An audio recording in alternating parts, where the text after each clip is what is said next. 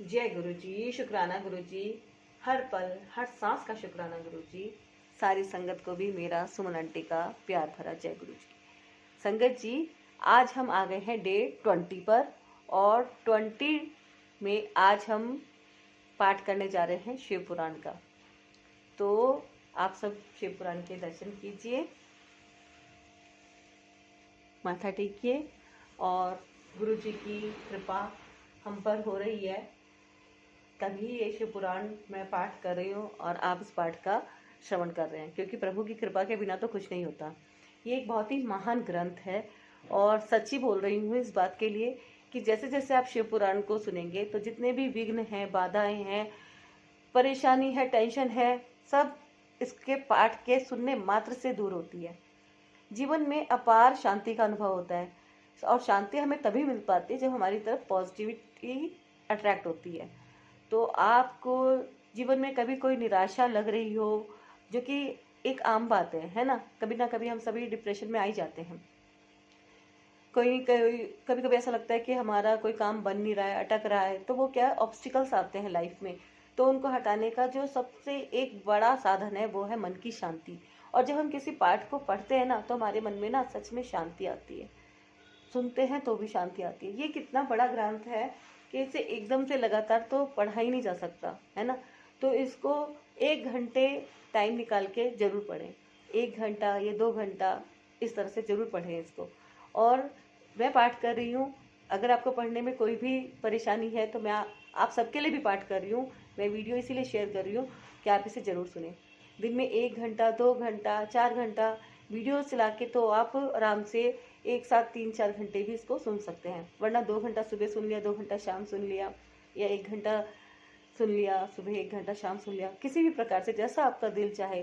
आप देखना घर का वातावरण कितना चेंज हो जाएगा। 1 महीने में ही आपको ऐसा लगेगा जैसे कि पता नहीं कितना हमारे घर में कहाँ से शांति आ गई है। तो ये होती है शिव जी की कृपा।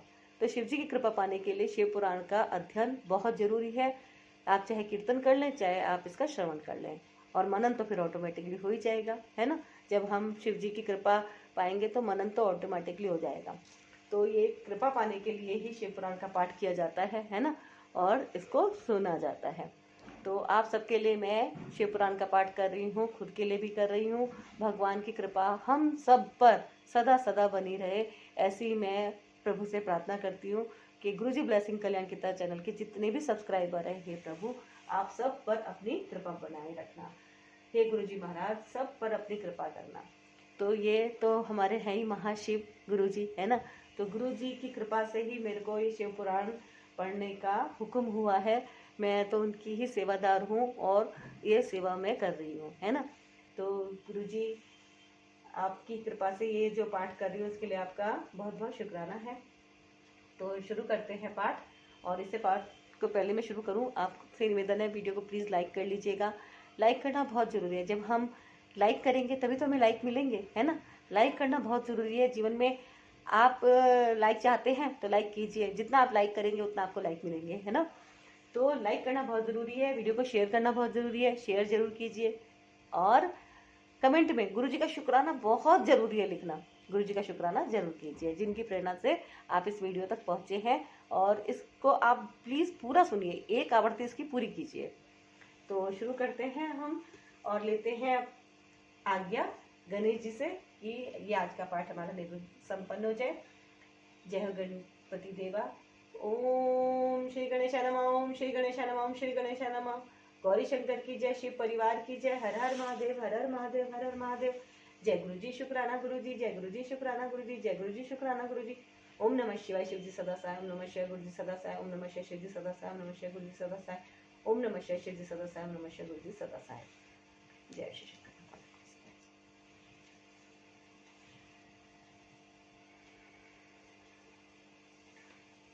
तो अध्याय से 34 से 36 तक तो हमारा रुद्र संहिता तृतीय खंड समाप्त हो गया था। आज हम उसके आगे से पाठ करेंगे। तो ये शुरू कर लेते हैं हम। हिमवान का भगवान शिव के पास लगन पत्रिका भेजना, विवाह के लिए आवश्यक सामान जुटाना, मंगलाचार का आरंभ करना, उनका निमंत्रण पाकर पर्वतों और नदियों का दिव्य रूप में आना, पुरी की सजावट तथा विश्वकर्मा द्वारा दिव्य मंडप एवं देवताओं के निवास के लिए दिव्य लोकों का निर्माण करवाना। नारद जी ने पूछा, तात महाप्राज्ञ प्रभु, आप कृपा पूर्वक यह बताइए कि सप्त ऋषियों के चले जाने पर हिमाचल ने क्या किया। ब्रह्मा जी ने कहा, मुनीश्वर, अरुंधति सहित उन सप्तऋषियों के चले जाने पर हिमवान ने जो कार्य किया वह तुम्हें बता रहा हूँ। सप्तऋषियों के जाने के बाद अपने मेरु आदि भाई बंधुओं को आमंत्रित करके पुत्र और पत्नी सहित महामनस्वी गिरिराज हिमवान बड़े हर्ष का अनुभव करने लगे। तदंतर ऋषियों की आज्ञा के अनुसार हिमवान ने अपने पुरोहित गर्ग जी से बड़ी प्रसन्नता के साथ लग्न पत्रिका लिखवाई। उस पत्रिका को उन्होंने भगवान शिव के पास भेजा। पर्वतराज के बहुत से आत्मीय जन प्रसन्न मन से नाना प्रकार की सामग्रियां लेकर वहां गए। कैलाश पर भगवान शिव के समीप पहुंचकर उन लोगों ने शिव को तिलक लगाया और वह लगन पत्र उनके हाथ में दिया। वहां भगवान शिव ने उन सब का यथा योग्य विशेष सत्कार किया। फिर वे सब लोग प्रसन्नचित हो शैलराज के पास लौट आए। महेश्वर के द्वारा विशेष सम्मानित होकर बड़े हर्ष के साथ लौटे हुए उन लोगों को देखकर हिमवान के हृदय में अत्यंत हर्ष हुआ। तत्पश्चात आनंदित हो शैलराज ने नाना देशों में रहने वाले अपने बंधुजनों को लिखित निमंत्रण भेजा, जो उन सबको सुख देने वाला था। इसके बाद वे बड़े आदर और उत्साह के साथ उत्तम अन्न एवं नाना प्रकार की विवाहोचित सामग्रियों का संग्रह करने लगे। उन्होंने चावल, गुड़, शक्कर, आटा, दूध, दही, घी, मिठाई, नमकीन पदार्थ, मक्खन, पकवान, महान स्वादिष्ट रस और नाना प्रकार के व्यंजन इतने अधिक एकत्र किए कि सूखे पदार्थों के पहाड़ खड़े हो गए और द्रव पदार्थों की बावड़ियां बन गई। शिव के पार्षदों और देवताओं के लिए हितकर नाना प्रकार की वस्तुएं, भांति भांति के बहुमूल्य वस्त्र, आग में तपाकर शुद्ध किए हुए स्वर्ण, रजत और विभिन्न प्रकार के मणिरत्न, इनका तथा अन्य उपयोगी द्रव्यों का विधि पूर्वक संग्रह करके गिरिराज ने मंगलकारी दिन में मांगलिक कृत्य करना आरंभ किया। पर्वतराज के घर की स्त्रियों ने पार्वती का संस्कार करवाया। भांति भांति के आभूषणों से विभूषित हुई राजभवन की उन सुंदरी स्त्रियों ने सा आनंद मंगल कार्य का संपादन किया। नगर के ब्राह्मणों की स्त्रियों ने स्वयं बड़े हर्ष के साथ लोकाचार का अनुष्ठान किया। उसमें मंगल पूर्वक भांति भांति के उत्सव मनाए गए। हर्ष भरे हृदय से उत्तम मंगलाचार का संपादन करके हिमालय भी सर्वतो भावेन बड़े प्रसन्न हुए और अपने निमंत्रित बंधुजनों के आगमन की उत्सुकता पूर्वक प्रतीक्षा करने लगे। इसी बीच में उनके निमंत्रित बंधु बांधव आने लगे। देवताओं के निवास भूत गिरिराज सुमेरु दिव्य रूप धारण करके नाना प्रकार के मणियों तथा महारत्नों को यत्न पूर्वक साथ ले अपने स्त्री पुत्रों के साथ हिमालय के घर आए।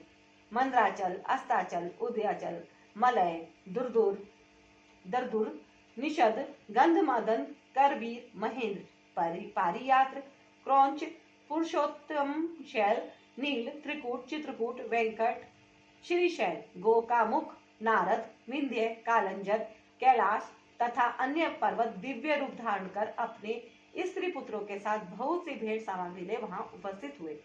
हमारे दूसरे द्वीपों में तथा यहाँ भी जो जो पर्वत है वे सब हिमालय के घर पधारे। शिवा और शिव का विवाह यह जानकर सबने बड़ी प्रसन्नता के साथ वहां पदार्पण किया। सोनभद्र आदि नद और संपूर्ण नदियां दिव्य नर नारियों के रूप धारण कर नाना प्रकार के अलंकारों से अलंकृत हो शिव पार्वती का विवाह देखने के लिए आए। गोदावरी, यमुना, सरस्वती, वेणी, गंगा, नर्मदा तथा अन्य श्रेष्ठ सरिताएं भी बड़ी प्रसन्नता के साथ हिमवान के यहाँ आई। उन सब के आने से हिमालय की दिव्यपुरी सब ओर से भर गई। वह सब प्रकार की शोभाओं से संपन्न थी। वहां बड़े बड़े उत्सव हो रहे थे। ध्वजा पताकाएं फहरा रही थी। बंधन बारों से उसकी अधिक शोभा होती थी। चारों ओर चंदवे तने होने से वहां सूर्य का दर्शन नहीं होता था। भांति भांति के नीली, पीली आदि प्रभाव उस पुरी की शोभा बढ़ाती थी। हिमालय ने भी बड़ी प्रसन्नता के साथ अपने यहाँ पधारे हुए सभी स्त्री पुरुषों का यथा योग्य आदर सत्कार किया और सबको अलग अलग सुंदर स्थानों में ठहराया। अनेकानेक उपयुक्त सामग्री देकर सबको पूर्ण संतुष्ट किया। मुनिश्रेष्ठ तदंतर शैलराज हिमवान ने प्रसन्न हो महान उत्सव से परिपूर्ण अपने नगर को विचित्र रीति से सजाना आरंभ किया। सड़कों को झाड़ बुहार कर उन पर छिड़काव कराया, उन्हें बहुमूल्य साधनों से सुसज्जित एवं शोभित किया। प्रत्येक घर के दरवाजे पर केले आदि मांगलिक वृक्ष लगवाए और उन्हें मांगलिक द्रव्यों से संयुक्त किया। आंगन को केले के खंभों से सजाया, रेशम की डोरों में आम के पल्लव बांधकर बंधन वारे बनवाई और उन्हें उन खंभों के चारों ओर लगवा दिया।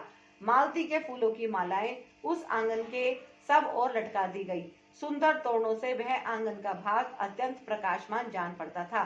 चारों दिशाओं में मंगल सूचक शुभ द्रव्य रखे गए थे जो उस प्रांगण की शोभा बढ़ा रहे थे। इसी प्रकार अत्यंत प्रसन्नता से भरे हुए गिरिराज हिमवान ने महान प्रभावशाली गर्ग मुनि को आगे करके अपनी पुत्री के लिए प्रस्तुत करने योग्य सारा उत्तम मंगल कार्य संपन्न किया। उन्होंने विश्वकर्मा को बुलाकर आदर पूर्वक एक मंडप बनवाया जिसका विस्तार बहुत अधिक था। वेदी आदि के कारण वह मंडप बहुत मनोहर जान पड़ता था। देव ऋषि वह मंडप कई योजन विस्तृत था, अनेक शुभ लक्षणों से युक्त तथा नाना प्रकार के आश्चर्यों से परिपूर्ण था। वहां स्थावर और जंगम सभी वस्तुएं कृत्रिम बनी हुई थी, परंतु असली वस्तुओं के समान प्रतीत होती थी। उनमें उस मंडप की मनोहरता बढ़ गई थी। वहां सब और ऐसी अद्भुत वस्तुएं थी जो उस मंडप का सर्वस्व जान पड़ती थी। नाना प्रकार की निराली वस्तुओं का चमत्कार वहां छा रहा था। वहां की स्थावर वस्तुओं से जंगम और जंगम वस्तुओं से स्थावर पराजित हो रहे थे, अर्थात वे एक से बढ़कर एक शोभाशाली और चमत्कारपूर्ण दिखाई देते थे। उस मंडप की स्थल भूमि जल से पराजित हो रही थी, अर्थात चतुर से चतुर मनुष्य भी यह नहीं जान पाते थे कि इसमें कहाँ जल है और कहाँ स्थल। कहीं कृत्रिम सिंह बने हुए थे और कहीं सारसों की पंक्तियां, कहीं बनावटी मोर थे जो अपनी सुंदरता से मन को मोह लेते थे। कहीं कृत्रिम स्त्रियां थी जो पुरुषों के साथ नृत्य करती हुई देखी जाती थी। वे कृत्रिम होने पर भी सब लोगों की ओर देखती थी और उनके मन को मुंह में डाल देती थी। उसी विधि से मनोहर द्वारपाल बने थे जो स्थावर होने पर भी जंगमों के समान जान पड़ते थे। वे अपने हाथों से धनुष उठाकर उन्हें खींचते देखे जाते थे। द्वार पर कृत्रिम महालक्ष्मी खड़ी थी जिनकी रचना अद्भुत थी। वह समस्त शुभ लक्षणों से संयुक्त दिखाई देती थी। उन्हें देखकर ऐसा जान पड़ता था मानो क्षीर सागर से साक्षात लक्ष्मी ही आ रही हो। उस मंडप में स्थान स्थान पर सजे सजाए कृत्रिम हाथी खड़े किए गए थे जो असली हाथियों के समान ही प्रतीत होते थे। घुड़सवारों सहित घोड़े और हाथी सवारों सहित हाथी बनाए गए थे। जहां तहां रथियों सहित रथ बने थे जो कृत्रिम अश्वों से ही खींचे जाते थे। उन्हें देखकर लोगों को बड़ा आश्चर्य होता था। इनके सिवा दूसरे दूसरे कृत्रिम वाहन भी वहां खड़े थे। पैदल सिपाहियों की कृत्रिम सेना भी वहां मौजूद थी। मुने प्रसन्न चित्त वाले विश्वकर्मा ने देवताओं और मुनियों को भी मोह आश्चर्य में डालने के लिए वहां ऐसी अद्भुत रचनाएं की थी। मंडप के सबसे बड़े फाटक पर कृत्रिम नंदी खड़ा था जो शुद्ध स्फटिक मणि के समान उज्जवल कांति से सुशोभित होता था। भगवान शिव के वाहन नंदी की जैसी आकृति है ठीक वैसा ही वह भी था। वह कृत्रिम नंदी के ऊपर रतन विभूषित महादिव्य पुष्पक शोभा पाता था जो पल्लवों तथा श्वेत चावलों से सजाया गया था। उसके वाम पार्श्व में दो कृत्रिम हाथी खड़े थे जिनका रंग विशुद्ध केसर के समान था। वे 4 दांत वाले बनाए गए थे और 60 वर्ष के पाठों के समान दिखते थे। वे परस्पर स्नेह करते से प्रतीत होते थे। उनमें बड़ी चमक थी। इसी प्रकार सूर्य के समान अत्यंत प्रकाशमान 2 दिव्य अश्व भी विश्वकर्मा ने बनाए थे जो चमर से अलंकृत और दिव्य आभूषणों से विभूषित थे। श्रेष्ठ रत्नमय आभूषणों से संपन्न कवचधारी लोकपाल तथा संपूर्ण देवता भी वहां विश्वकर्मा द्वारा रचे गए थे जो ठीक उन्हीं लोकपालों और देवताओं से मिलते जुलते थे। इसी तरह भृगु आदि समस्त तपोधन ऋषि, अन्यान्य उपदेवता और सिद्ध भी उनके द्वारा वहां निर्मित हुए थे। गरुण आदि समस्त पार्षदों से युक्त भगवान विष्णु का कृत्रिम विग्रह भी विश्वकर्मा ने बनाया था जिसका स्वरूप साक्षात श्री हरि के समान ही आश्चर्यजनक था। नारद उसी प्रकार पुत्रों, वेदों और सिद्धों से घिरे हुए मुझ ब्रह्मा की भी प्रतिमा वहां बनाई गई थी जो मेरे समान ही वैदिक सूक्तों का पाठ कर रही थी। ऐरावत हाथी पर चढ़े हुए देवराज इंद्र भी वहां दल बल के साथ खड़े थे। वे भी कृत्रिम ही बनाए गए थे और परिपूर्ण चंद्रमा के समान प्रकाशित होते थे। देव ऋषि बहुत कहने से क्या लाभ। हिमाचल से प्रेरित हुए विश्वकर्मा ने वहां शीघ्र ही संपूर्ण देव समाज के कृत्रिम विग्रहों का निर्माण कर लिया था। इस प्रकार उन्होंने दिव्य मंडप की रचना की थी। वह मंडप अनेक आश्चर्यों से युक्त, महान तथा देवताओं को भी मोह लेने वाला था। तदंतर गिरिराज हिमवान की आज्ञा से परम बुद्धिमान विश्वकर्मा ने देवता आदि के निवास के लिए उनके कृत्रिम लोकों का भी यत्न पूर्वक निर्माण किया। उन्हीं लोकों में उन्होंने उन देवताओं के लिए अत्यंत तेजस्वी, परम अद्भुत और सुखदायक बड़े बड़े दिव्य मंचों, सिंहासनों की रचना की।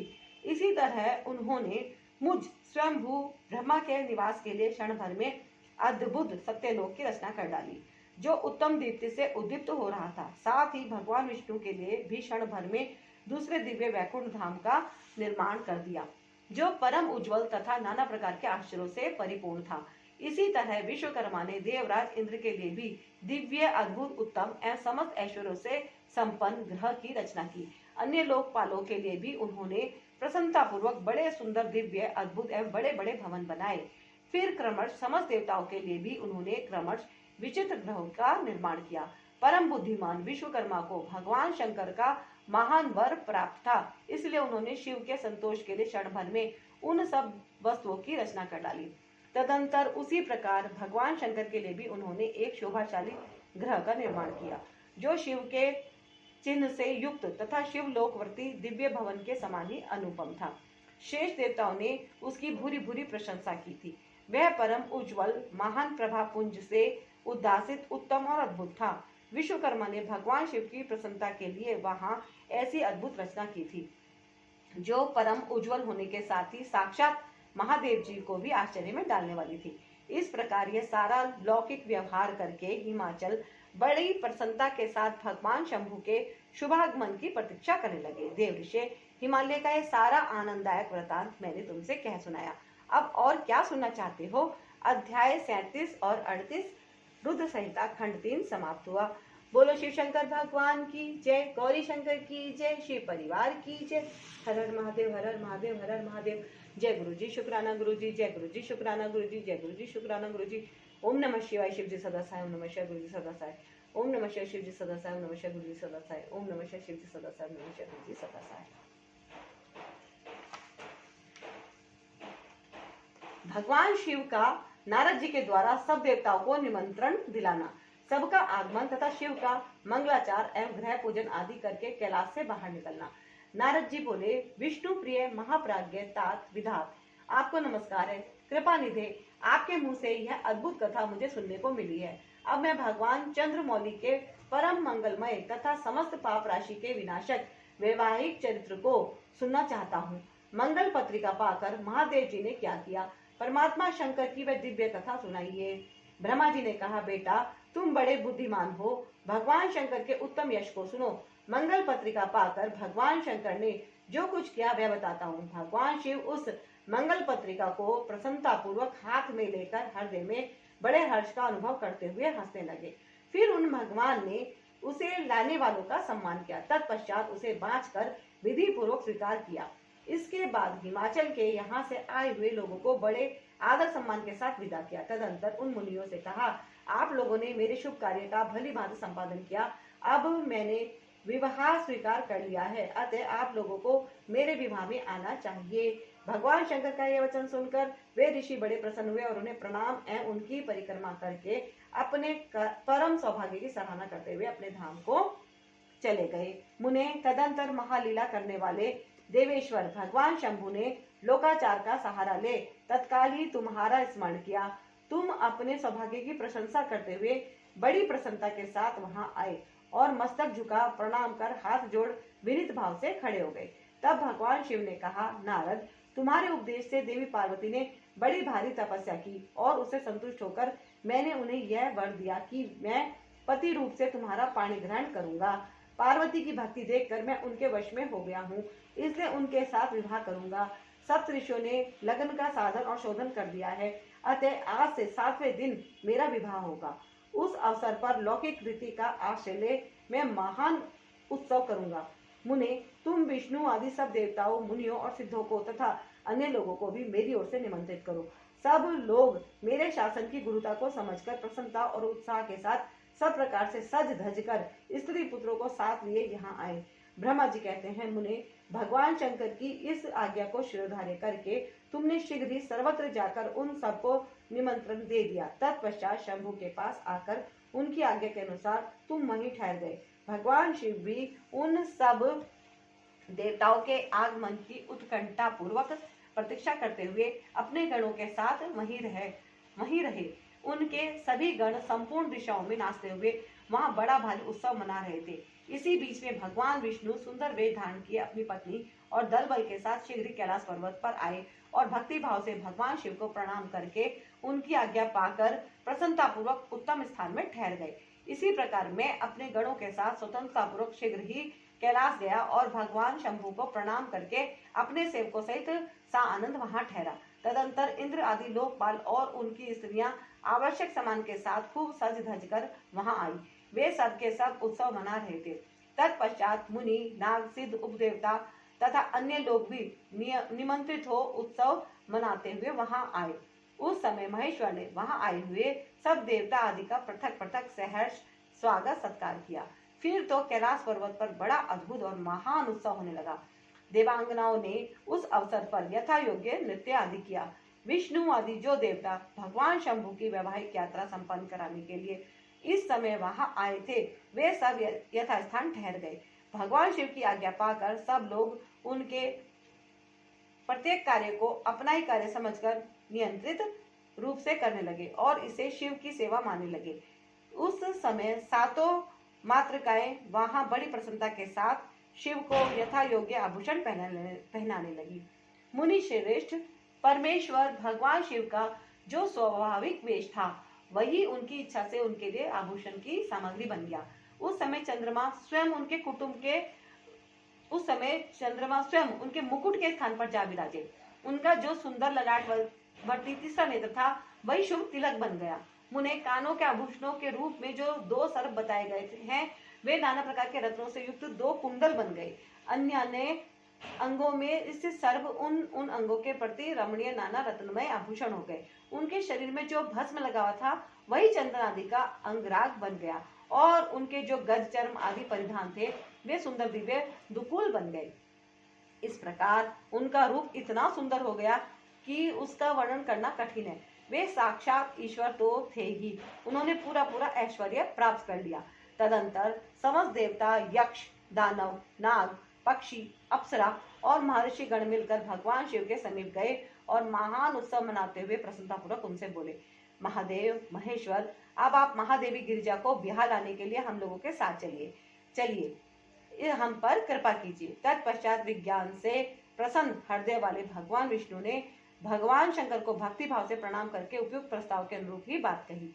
भगवान विष्णु बोले, शरणागत वत्सल देव महादेव प्रभु, आप अपने भक्त जनों का कार्य सिद्ध करने वाले हैं, अतः मेरा एक निवेदन सुनिए। कल्याणकारी शंभु, आप गृह सूत्रोक्त विधि के अनुसार गिरिजा कुमारी पार्वती देवी के साथ अपने विवाह का कार्य कराइए।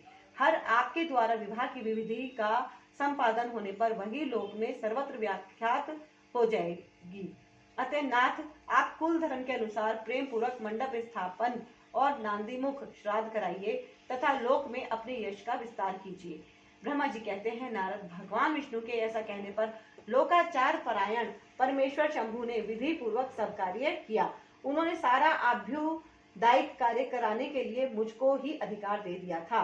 अतः वहां मुनियों को साथ ले मैंने आदर और प्रसन्नता के साथ वह सब कार्य संपन्न किया।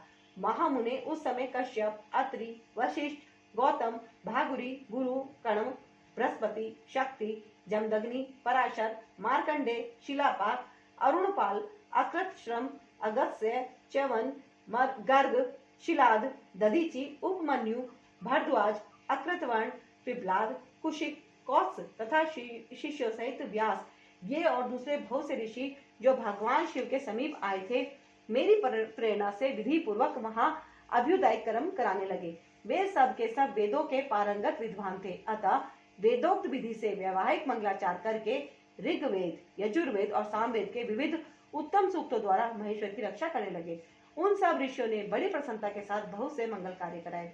मेरी और शंभु की प्रेरणा से उन्होंने विघ्नों की शांति के लिए प्रीति पूर्वक ग्रहों का और समस्त मंडलवर्ती देवताओं का पूजन किया। वे सब लौकिक वैदिक कर्म यथोचित रीति से करके भगवान शिव बहुत संतुष्ट हुए और उन्होंने प्रसन्नता पूर्वक ब्राह्मणों को प्रणाम किया। तदंतर वे सर्वेश्वर महादेव देवताओं और ब्राह्मणों को आगे करके उस गिरि श्रेष्ठ कैलाश से हर्षपूर्वक निकले। कैलाश से बाहर जाकर देवताओं और ब्राह्मणों के साथ भगवान शंभु, जो नाना प्रकार की लीलाएं करने वाले हैं, सानंद खड़े हो गए। उस समय वहां महेश्वर के संतोष के लिए देवता आदि ने मिलकर बहुत बड़ा उत्सव मनाया। बाजे बजे तथा गान और नृत्य हुए। अध्याय 39 तृतीय खंड रुद्र संहिता समाप्त हुआ। बोलो शिव शंकर भगवान की जय, गौरी शंकर की जय, शिव परिवार की जय। हर हर महादेव, हर हर महादेव, हर हर महादेव। जय गुरु जी, शुक्राना गुरु जी, जय गुरु जी, शुक्राना गुरु जी, जय गुरु जी, शुक्राना गुरु जी। ओम नमः शिवाय, शिव जी सदा सहाय। ओम नमः शिवाय, गुरु जी सदा सहाय। ओम नमः शिवाय, शिव जी सदा सहाय। ओम नमः शिवाय, गुरु जी सदा सहाय। तो देखिए अब चली शिव की बारात, है ना, बारात चल रही है। भगवान शिव का बारात लेकर हिमालय पुरी की ओर प्रस्थान। ब्रह्मा जी कहते हैं, मुने, तदंतर भगवान शंभु ने नंदी आदि सब गणों को अपने साथ हिमाचलपुरी को चलने की प्रसन्नता पूर्वक आज्ञा देते हुए कहा, तुम लोग थोड़े से गणों को यहाँ रखकर शेष सभी लोग मेरे साथ बड़े उत्साह और आनंद से युक्त हो गिरिराज हिमवान के नगर को चलो। फिर तो भगवान की आज्ञा पाकर गणेश्वर, शंख, कर्ण, केकराक्ष, विकृत, विशाख, पारिजात, विकृतानंद, दुंदुभ, कपाल, संदारक, कंदूक, कुंडक, विष्टंभ, पिप्पल, सनादक, आवेशन, कुंड, पर्वतक, चंद्रतापन, काल, कालक, महाकाल, अग्नि, अग्निमुख, आदित्य मूर्धा, घनावह,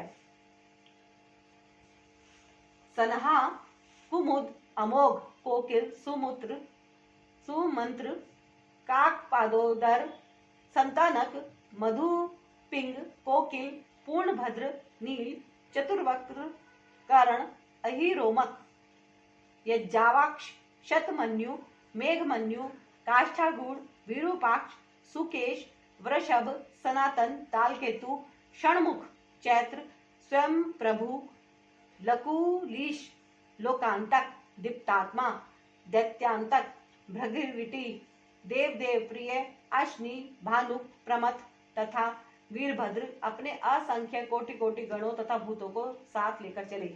नंदी आदि गणराज असंख्य गणों से घिरे चले तथा क्षेत्रपाल और भैरव भी कोटि कोटि गणों को लेकर उत्सव मनाते हुए प्रेम और उत्साह के साथ चल पड़े। वे सब सहस्त्र हाथों से युक्त थे, सिर पर जटा का मुकुट धारण किए हुए थे।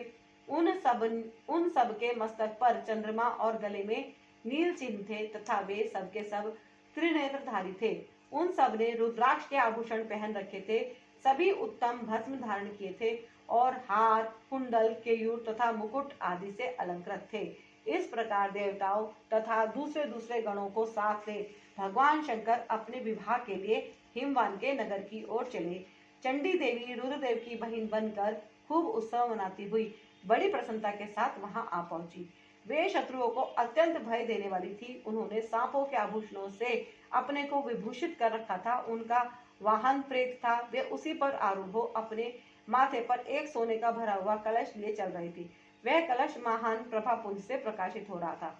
मुने, वहां करोड़ों दिव्य भूतगण शोभा पाते थे, जिनका रूप विकराल था। उनके रूप रंग भी अनेक प्रकार के थे।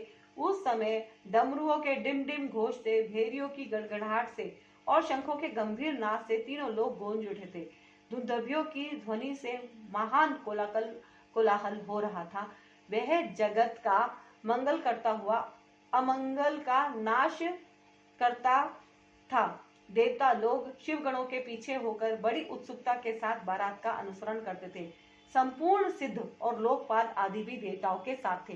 देव मंडली के मध्य भाग में गरुड़ के आसन पर बैठकर लक्ष्मीपति भगवान विष्णु चल रहे थे। मुने, उनके ऊपर महान छत्र तना हुआ था जो उनकी शोभा बढ़ाता था। उन पर चमर डुलाए जा रहे थे और वे अपने गणों से घिरे हुए थे। उनके शोभाशाली पार्षदों ने उन्हें अपने ढंग से आभूषण आदि के द्वारा विभूषित किया था। इसी प्रकार मैं भी मूर्तिमान वेदों, शास्त्रों, पुराणों, आगमों, सनकादि महासिद्धों, प्रजापतियों, पुत्रों तथा अन्यान्य परिजनों के साथ मार्ग में चलता हुआ बड़ी शोभा पा रहा था और शिव की सेवा में तत्पर था। देवराज इंद्र भी इंद्र भी नाना प्रकार के आभूषणों से विभूषित हो ऐरावत हाथी पर आरूढ़ होकर अपने सेना के बीच से चलते हुए अत्यंत सुशोभित हो रहे थे। उस समय बारात के साथ यात्रा करते हुए बहुत से ऋषि भी अपने तेज से प्रकाशित हो रहे थे। वे शिव जी का विवाह देखने के लिए बहुत उत्कंठित थे। शाकनी, यातुधान, बेताल, ब्रह्म, राक्षस, भूत, प्रेत, पिशाच, प्रमथ आदि गण, तुमरु, नारद, हाहा और हुहु आदि शेष गंधर्व तथा किन्नर भी बड़े हर्ष से भरकर बाजा बजाते हुए चले। संपूर्ण जगन माताएं, सारी देव कन्याएं, गायत्री, सावित्री, लक्ष्मी और अन्य देवांगनाएं, ये तथा दूसरी देव पत्नियां जो संपूर्ण जगत की माताएं हैं, शंकर जी का विवाह है यह सोचकर बड़ी प्रसन्नता के साथ उसमें सम्मिलित होने के लिए गई। वेदों, शास्त्रों, सिद्धों और महर्षियों द्वारा जो साक्षात धर्म का स्वरूप कहा गया है तथा जिसकी अंग कांति शुद्ध स्फटिक के समान उज्जवल है, वह सर्वांग सुंदर वृषभ भगवान शिव का वाहन है। धर्मवत्सल महादेव जी उस वृषभ पर आरूढ़ हो सबके साथ यात्रा करते हुए बड़ी शोभा पा रहे थे। देव ऋषियों के समुदाय उनकी सेवा में उपस्थित थे। उन सब देवताओं और महर्षियों के एकत्र हुए समुदाय से महेश्वर की बड़ी शोभा हो रही थी। उनका बहुत श्रृंगार किया गया था। वे शिवा का पाणी ग्रहण करने के लिए हिमालय के भवन को जा रहे थे। नारद इस प्रकार बारात की यात्रा संबंधी उत्तम उत्सव से युक्त शंभु का चरित्र कहा गया। अब हिमालय नगर में जो सुंदर वृतांत घटित हुआ उसे सुनो। अध्याय 40 रुद्र संहिता खंड 3 संपूर्ण हुआ। बोलो शिव शंकर भगवान की जय, गौरी शंकर की जय, शिव परिवार की जय। हर हर महादेव, हर हर महादेव, हर हर महादेव। जय गुरु जी, शुक्राना गुरु जी, जय गुरु जी, शुक्राना गुरु जी, जय गुरु जी, शुक्राना गुरु जी। ओम नमः शिवाय, शिव जी सदा सहाय। ओम नमः शिवाय, गुरु जी सदा सहाय। ओम नमः शिवाय, शिव जी सदा सहाय। ओम नमः शिवाय, गुरु जी सदा सहाय। ओम नमः शिवाय, शिव जी सदा सहाय। ओम नमः शिवाय, गुरु जी सदा सहाय। हिमवान द्वारा शिव की बारात की अगवानी तथा सबका अभिनंदन एवं वंदन। मैना का नारद जी को बुलाकर उनसे बारातियों का परिचय पाना तथा शिव और उनके गणों को देखकर भय से मूर्छित होना। अब देखिए यहाँ पे जो है शिव जी क्या कर रहे हैं, परीक्षा ले रहे हैं मैना की। तो कैसे ली उन्होंने परीक्षा, देखिए। ब्रह्मा जी कहते हैं तदंतर भगवान शिव ने नारद जी को हिमाचल के घर भेजा। वे वहां की विलक्षण सजावट देखकर दंग रह गए। विश्वकर्मा ने जो विष्णु, ब्रह्मा आदि सम देवताओं तथा नारद आदि ऋषियों की चेतन सी प्रतीत होने वाली मूर्तियां बनाई थी, उन्हें देखकर देवऋषि नारद चकित हो उठे। तत्पश्चात हिमाचल ने देव ऋषि को बारात बुला लाने के लिए भेजा। साथ ही उस बारात की अगवानी के लिए मैनाक आदि पर्वत भी गए। तदंतर विष्णु आदि देवताओं तथा आनंदित हुए अपने गणों के साथ भगवान शिव हिमालय नगर के समीप सा आनंद पहुंचे। गिरिराज हिमवान ने जब यह सुना कि सर्वव्यापी शंकर मेरे नगर के निकट आ पहुंचे हैं, तब उन्हें बड़ी प्रसन्नता हुई। तदंतर उन्होंने बहुत सा सामान एकत्र करके पर्वतों और ब्राह्मणों को महादेव जी के साथ वार्तालाप करने के लिए भेजा। स्वयं भी बड़ी भक्ति के साथ वे प्राण प्यारे महेश्वर का दर्शन करने के लिए गए। उस समय उनका हृदय अधिक प्रेम के कारण द्रवित हो रहा था और वे प्रसन्नता पूर्वक अपने सौभाग्य की सराहना कर रहे थे। उस समय समस्त देवताओं की सेना को उपस्थित देख हिमवान को बड़ा विस्मय हुआ और वे अपने को धन्य मानते हुए उनके सामने गए। देवता और पर्वत एक दूसरे से मिलकर बहुत प्रसन्न हुए और अपने आप को कृतकृत्य मानने लगे। महादेव जी को सामने देखकर हिमालय ने उन्हें प्रणाम किया। साथ ही समस्त पर्वतों और ब्राह्मणों ने भी सदाशिव की वंदना की। वे वृषभ पर आरूढ़ थे, उनके मुख पर प्रसन्नता छा रही थी। वे नाना प्रकार के आभूषणों से विभूषित थे और अपने दिव्य अंगों के लावण्य से संपूर्ण दिशाओं को प्रकाशित कर रहे थे। उनका श्री अंग अत्यंत महीन, नूतन और सुंदर रेशमी वस्त्र से सुशोभित था। उनके मस्तक का मुकुट उत्तम रत्नों से जटित होने के कारण बड़ी शोभा पा रहा था। वे अपनी पावन प्रभा का प्रसार करते हुए हंस रहे थे। उनका प्रत्येक अंग भूषण बने हुए सर्पों से युक्त था तथा उनकी अंगकांति बड़ी अद्भुत दिखाई देती थी। दिव्य कांति से संपन्न उन महेश्वर की सुरेश्वर गण हाथ में चंवर लिए सेवा कर रहे थे। उनकी बाएं भाग में भगवान विष्णु थे और दाहिने भाग में मैं था। पीछे देवराज इंद्र थे और अन्य देवता आदि भी पीछे तथा अगल बगल में विद्वान थे। नाना प्रकार के देवता आदि उन लोक कल्याणकारी भगवान शंकर की स्तुति करते जाते थे। उन्होंने स्वेच्छा से ही दिव्य शरीर धारण कर रखा था। वास्तव में वे साक्षात परब्रह्म परमात्मा, सबके ईश्वर, उपासकों को मनोवांछित वर देने वाले, कल्याणमय गुणों से युक्त, प्राकृत गुणों से रहित, भक्तों के अधीन रहने वाले, सब पर कृपा करने वाले, प्रकृति और पुरुषों से भी विलक्षण तथा सच्चिदानंद स्वरूप हैं। उनके दर्शन के पश्चात हिमवान ने भगवान शिव के वाम भाग में अच्युत श्री हरि का दर्शन किया, जो नाना प्रकार के आभूषणों से विभूषित हो विंतानंदन गरुड़ की पीठ पर विराजमान थे। मुने भगवान के दाहिने भाग में उन्होंने 4 मुखों से युक्त महाशोभाशाली तथा अपने परिवार से संयुक्त मुझ ब्रह्मा को देखा। भगवान शिव के सदा ही अत्यंत प्रिय उन दोनों देवेश्वरों का दर्शन करके परिवार सहित गिरिराज ने आनंद पूर्वक प्रणाम किया। इसी प्रकार भगवान शिव के पीछे तथा अगल बगल में खड़े हुए दीप्तिमान देवता आदि को भी देखकर गिरिराज ने उन सबके सामने मस्तक झुकाया। तत्पश्चात शिव की आज्ञा से आगे होकर हिमवान अपने नगर को गए। उनके साथ महादेव जी, भगवान विष्णु तथा स्वयंभू ब्रह्मा भी मुनियों और देवताओं सहित शीघ्रतापूर्वक चलने लगे। मुने उस अवसर पर मैना के मन में भगवान शिव के दर्शन की इच्छा हुई, इसलिए उन्होंने तुमको बुलवाया। उस समय भगवान शिव से प्रेरित होकर उनका हार्दिक अभिप्राय पूर्ण करने की इच्छा से तुम वहां गए। मैना तुम्हें प्रणाम करके बोली, मुने गिरिजा के होने वाले पति को पहले मैं देखूंगी।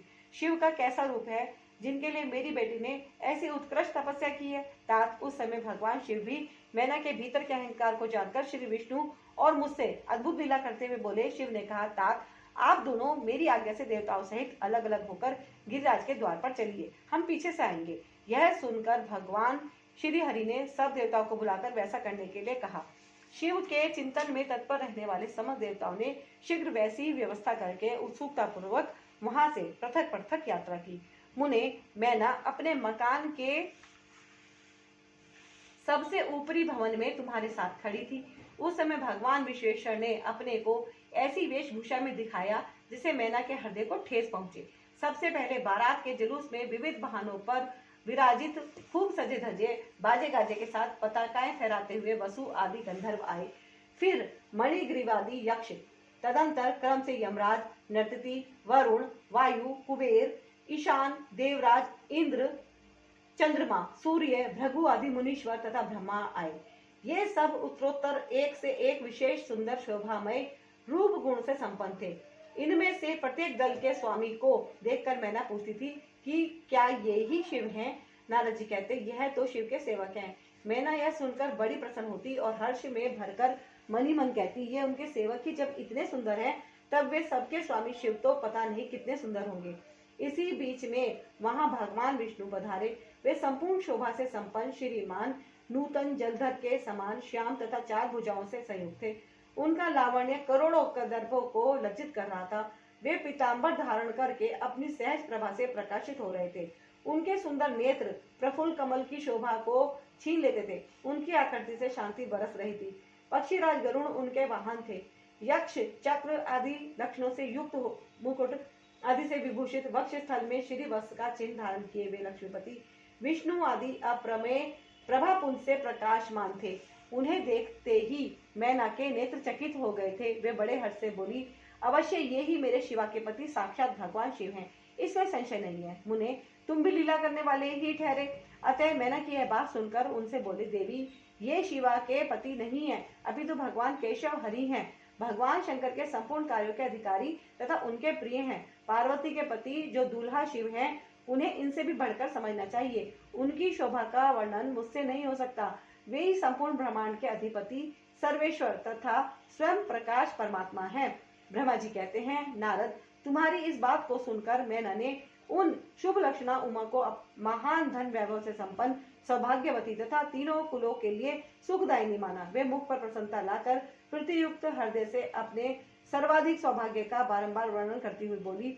मैंने ने कहा, इस समय मैं पार्वती को जन्म देने के कारण सर्वथा धन्य हो गई हूँ। ये गिरीश्वर भी धन्य हैं तथा मेरा सब कुछ परम धन्य हो गया। जिन जिन अत्यंत तेजस्वी देवताओं और देवेश्वरों का मैंने दर्शन किया है, उन सबके जो पति हैं वे मेरी पुत्री के पति होंगे। इन सबके जो पति हैं वे मेरी पुत्री के पति होंगे। उसके सौभाग्य का क्या वर्णन किया जाए। भगवान शिव को पति रूप में पाने के कारण पार्वती के सौभाग्य का 100 वर्षों में भी वर्णन नहीं किया जा सकता। ब्रह्मा जी कहते हैं, नारद मैंने ने प्रेम पूर्ण हृदय से जो ही उपयुक्त बातें कही, त्यों ही अद्भुत लीला करने वाले भगवान रुद्र सामने आ गए। तात उनके सभी गण अद्भुत तथा मैना के अहंकार को चूर्ण करने वाले थे। भगवान शिव अपने आप को माया से निर्लिप्त एवं निर्विकार दिखाते हुए वहां आए। मुने, उन्हें आया जान तुमने मैना को शिवा के पति का दर्शन कराते हुए उनसे इस प्रकार कहा, सुंदरी देखो, ये साक्षात भगवान शंकर हैं, जिनकी प्राप्ति के लिए शिवा ने वन में बड़ी भारी तपस्या की थी। तुम्हारे ऐसा कहने पर मैना ने बड़ी प्रसन्नता के साथ अद्भुत आकार वाले भगवान महेश्वर की ओर देखा। वे स्वयं तो अद्भुत थे ही, उनके अनुचर भी बड़े अद्भुत थे। इतने में ही रुद्रदेव की परम अद्भुत सेना भी आ पहुंची, जो भूत प्रेत आदि से संयुक्त तथा नाना गणों से संपन्न थी। उनमें से कितने ही बवंडर का रूप धारण करके आए थे, कितने ही पताका की मरम ध्वनि के साथ समान शब्द करते थे।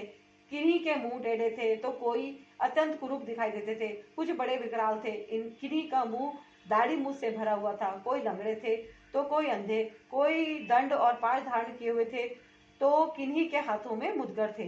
कितने ही अपने वाहनों को उल्टे चला रहे थे, तो कोई सींग, कोई डमरू और कोई गोमुख बजाते थे। गणों में से कितनों के तो मुंह ही नहीं थे, कितनों के मुख पीठ की ओर लगे थे और बहुतों के बहुतेरे मुख थे। इसी तरह कोई बिना हाथ के था, किन्हीं के हाथ उल्टे लग रहे थे और कितनों के बहुत से हाथ थे। कितने ही नेत्रहीन थे, किन्हीं के बहुत से नेत्र थे, किन्हीं के सिर ही नहीं थे और किन्हीं के बहुत खराब सिर थे, किन्हीं के कान ही नहीं थे और किन्हीं के बहुत से कान थे। इस तरह सभी गण नाना प्रकार की वेशभूषा धारण किए हुए थे। तात वे विकृत आकार वाले अनेक प्रबल गण बड़े वीर और भयंकर थे, उनकी कोई संख्या नहीं थी। मुने, तुमने अंगुली द्वारा रुद्रगणों को दिखाते हुए मैना से कहा, वरानने, तुम पहले भगवान हर के सेवकों को देखो, फिर उनका भी दर्शन करना। उन असंख्य भूत प्रेत आदि गणों को देखकर मैना तत्काल भय से व्याकुल हो गई। उन्हीं के बीच में भगवान शंकर भी थे, जो निर्गुण होते हुए भी परम गुणवान थे। वृषभ पर सवार थे, उनके 5 मुख थे और प्रत्येक मुख में 3-3 नेत्र। उनके सारे अंगों में विभूति लगी हुई थी, जो उनके लिए भूषण का काम देती थी। मस्तक पर जटाजूट और चंद्रमा का मुकुट, 10 हाथ और उनमें से एक में कपाल लिए, शरीर पर बाघंबर का दुपट्टा और हाथ में पिनाक एवं त्रिशूल, आंखें भयानक, आकृति विकराल और हाथी की खाल का वस्त्र। यह सब देखकर शिवा की माता बहुत ही डर गई, चकित हो गई, व्याकुल होकर कांपने लगी और उनकी बुद्धि चकरा गई। उस अवस्था में तुमने उंगली से दिखाते हुए उनसे कहा, ये ही हैं भगवान शिव। तुम्हारी यह बात सुनकर सती मैना दुख से भर गई और हवा के झोंके खाकर गिरी हुई लता के समान तुरंत भूमि पर गिर पड़ी। यह कैसा विकृत दृश्य है, मैं दुराग्रह में पड़कर ठगी गई। यों कहकर मैना उसी क्षण मूर्छित हो गई। तदंतर सखियों ने जब नाना प्रकार के उपाय करके उनकी समुचित सेवा की, तब गिरी प्रिया मैना धीरे धीरे होश में आई। अध्याय 41 से लेकर 43 तक रुद्र संहिता का खंड 3 समाप्त हुआ। बोलो शिव शंकर भगवान की जय, गौरी शंकर की जय, शिव परिवार की जय। हर हर महादेव, हर हर महादेव, हर हर महादेव। जय गुरु जी, शुक्राना गुरु जी, जय गुरु जी, शुक्राना गुरु जी, जय गुरु शुक्राना गुरु जी। ओम नमः शिवाय। शिव जी सदा साय, नमः शिवाय। गुरु जी सदा साय, ओम नमः शिवाय। शिव जी सदा साय, नमः शिवाय। गुरु जी सदा साय, ओम नमः शिवाय। शिव जी सदा साय, नमः शिवाय। गुरु जी सदा साय।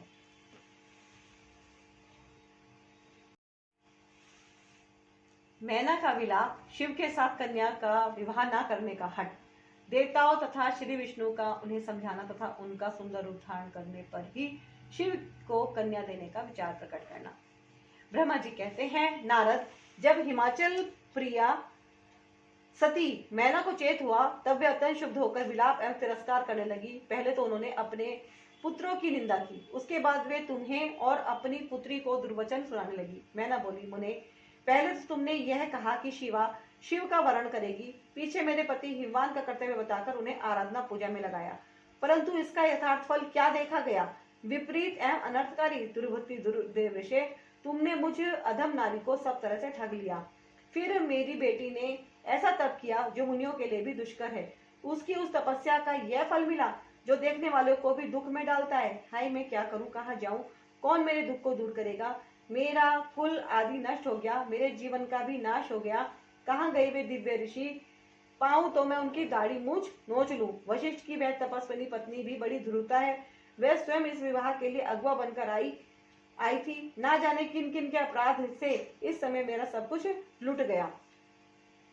ऐसा कहकर मैना अपनी पुत्री शिवा की ओर देखकर उन्हें कटु वचन सुनाने लगी। अरे दुष्ट लड़की, तूने यह कौन सा कर्म किया जो मेरे लिए दुखदायक सिद्ध हुआ?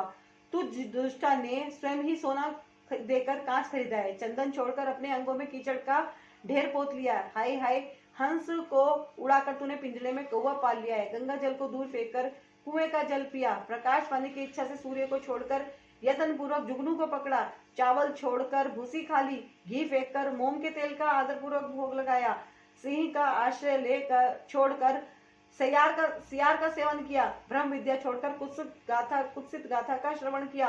बेटी, तूने घर में रखी हुई यश की मंगलमयी विभूति को दूर हटाकर चिता की अमंगलमयी राख अपने पल्ले बांध ली, क्योंकि समस्त श्रेष्ठ देवताओं और विष्णु आदि परमेश्वरों को छोड़कर अपनी कुबुद्धि के कारण शिव को पाने के लिए ऐसा तप किया। तुझको, तेरी बुद्धि को, तेरे रूप को और तेरे चरित्र को भी बारंबार धिक्कार है। तुझे तपस्या का उपदेश देने वाले नारद को तथा तेरी सहायता करने वाली दोनों सखियों को भी धिक्कार है। बेटी, हम दोनों माता पिता को भी धिक्कार है जिन्होंने तुझे जन्म दिया। देखिए कितना क्रोध माता पार्वती को आ गया, माता पार्वती की माता को आ गया क्रोध। विनय, नारद, तुम्हारी बुद्धि को भी धिक्कार है, सुबुद्धि देने वाले उन सप्तऋषियों को भी धिक्कार है, तुम्हारे कुल को धिक्कार है, तुम्हारी क्रिया दक्षता को भी धिक्कार है, तथा तुमने जो कुछ किया उस सब को धिक्कार है। तुमने तो मेरा घर ही जला दिया, यह तो मेरा मरण ही है। ये पर्वतों के राजा आज मेरे निकट न आए, सप्तऋषि लोग स्वयं मुझे अपना मुंह न दिखाएं।